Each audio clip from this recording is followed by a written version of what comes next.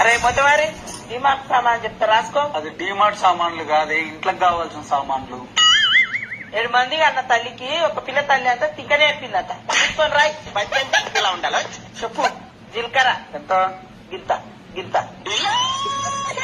గింత గంత అంటే ఇయ్యరు. ఎంత కావాలో అంత చెప్పు. ఓ షటాక్ వేసుకో. ఓ షటాక్ వేసుకో. ఎన్ని గ్రాములు కావాలో అన్ని గ్రాములు చెప్పు. ఓ 50 కిలోలు వేసుకో.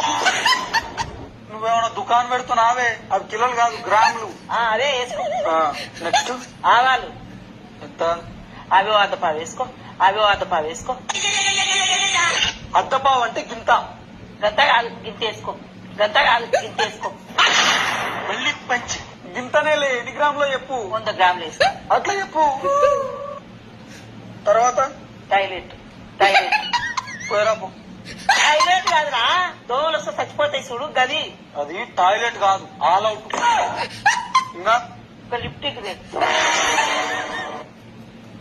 నువ్వెప్పటి నుంచి లిప్స్టిక్ పెట్టుకుంటున్నావే? వాషింగ్ మిషన్ వేసి లిప్టిక్.